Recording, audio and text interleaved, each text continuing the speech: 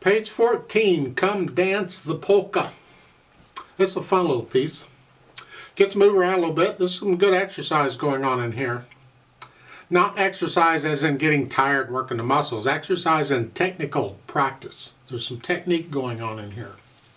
4/4 time, no sharps or flats. It's all the white keys. We're in the key of C major and all that junk. Let's do this one hand at a time. Make sure we got the notes and the rhythms and the fingering. Starting with the right hand. You're starting here. Put you in this position. Not going to stay there, but you're starting there. And 1 and 2 and 1 and 2 and 3 and 4 and in a dotted rhythm. 1 and 2 and 3 and 4 and remember the dotted rhythm. The quarter note comes on beat 3 in this measure. The dot comes on beat 4. So the 8th note comes on the and of 4. 4 and. So it's 1 and 2 and 3 and 4 and. And you do same rhythm. Last measure of page 14. Just bring the thumb down one. The hand stays where it is. It's just the thumb moving. And then at the top of page 15, you got to come up here. Just lift up and move. You're here, just lift up and move. And now you're in this position. It's an interval of a sixth. 1 and 5. You're going to use 1 and 5 for all of these. And you're just going to be moving around. You're just moving around 1 or 2 notes at a time. Look at the wrist here. And what I do, the technique I use for this, when I have multiple fingers going on here, and it's the same position, I aim one finger, I keep my hand in that position, and the rest of the fingers, whatever other fingers involved, just go along for the ride. So here the melody's the top note.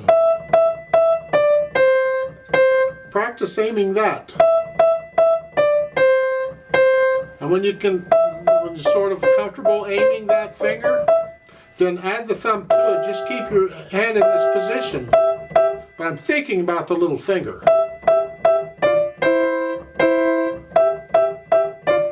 The thumb is just doing its thing. It's just going along.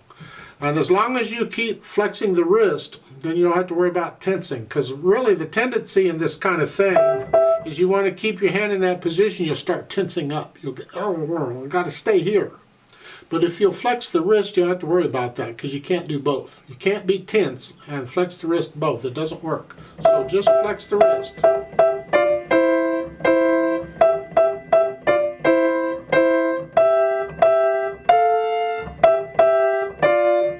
whole thing. In fact, this whole page is played this way in the right hand. Just different notes.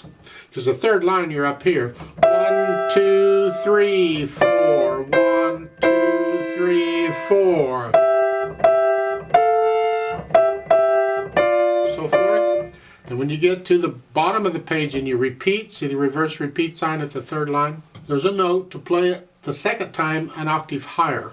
So when you finish it at the bottom, you're going to repeat. You just lift up and move. It's like you did at the top of the page when you had to lift up. Here, you just move. And you play the last 2 lines up here. That's all. And at the bottom of page 15, the last 2 measures, they're pointing out the note B there at the beginning of the next to the last measure.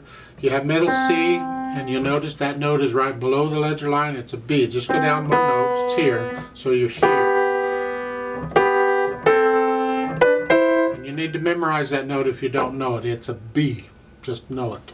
Left hand. Well, left hand is just kind of seeing it here, and you're rocking back and forth. And then at the end of the first line, it's a B. Just little finger comes down. You do that for a while. And all you're doing in the left hand, for the most part, is either C and G or B and G. The only difference is the last line on page 15. The last 2 measures, you're not a problem, I hope. That's kind of nice because you got enough to think about in the right hand. Put them together.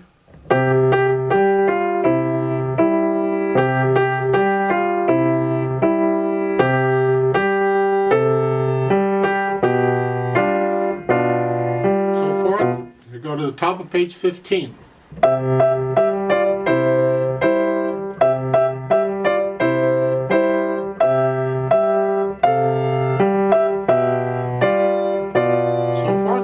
that's really about all the piece is, that part. So work that out and get rid of any hesitations or anything, little problems you're having. The beat has to be steady. Doesn't matter how fast you can go slow, but the beat has to be steady.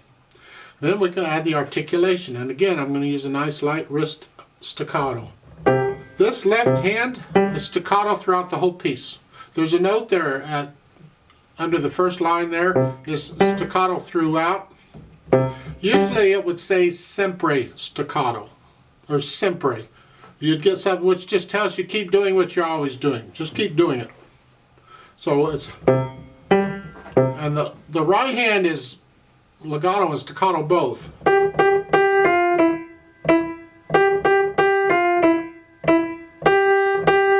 there's an accent. Give it a little extra. But the left hand is always staccato, so this should be interesting.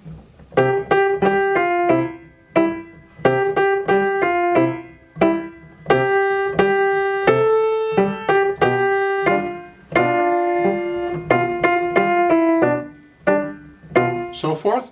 Same thing at the top of page 15. The left hand is staccato, the right hand is sometimes staccato and sometimes not. Good luck with that.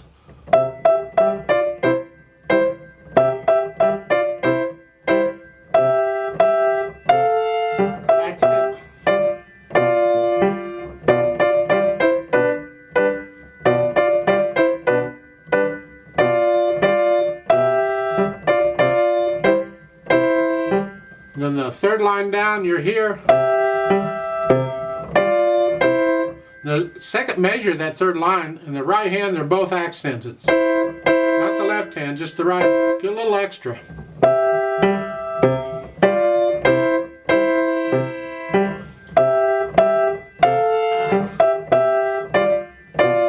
So forth. At the end, the last measure, they're all accented in both hands, just so forth. Then add the dynamics. Well, it's sort of soft at the beginning, and this is all for the right hand. The left hand has to be background throughout the whole piece. Keep it out of the way. It's what's sort of soft to you. Not left hand is soft or very soft.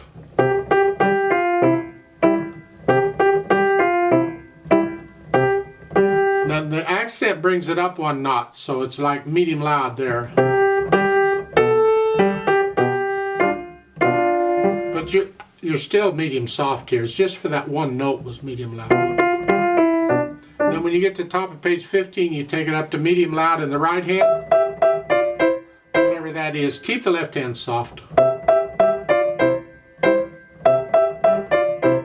Stay that way till you get to the third line. Now you go up to loud in the right hand. The accented notes are going to be very loud.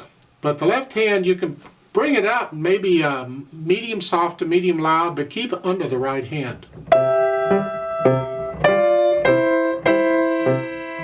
Then third measure, that third line, now you're soft. The left has to be very soft, except for that one accented note. Then the loud for the last line. Then the last two measures, you start soft and go up to loud.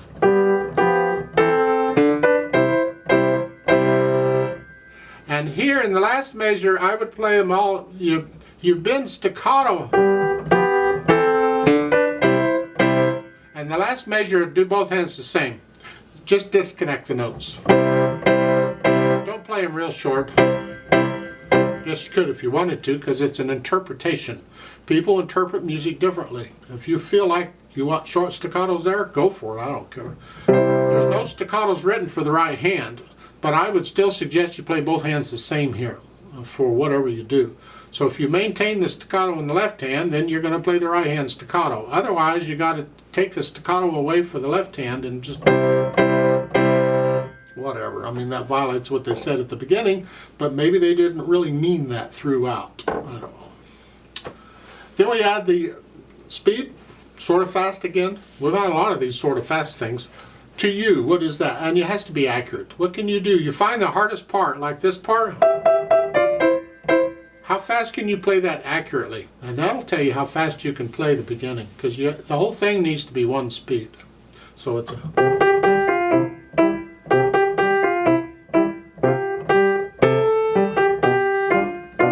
so forth. But then when you get to the top of 15, you got to maintain it.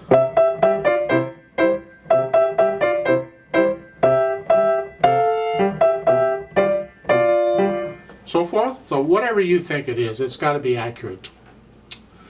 I'd like to play this with you very slowly to double check the notes and the rhythms. Not going to do any dynamics. I will do the staccatos and the accents, but not the dynamics.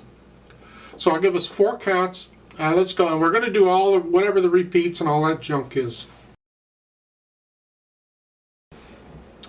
1, 2, ready, and go, and...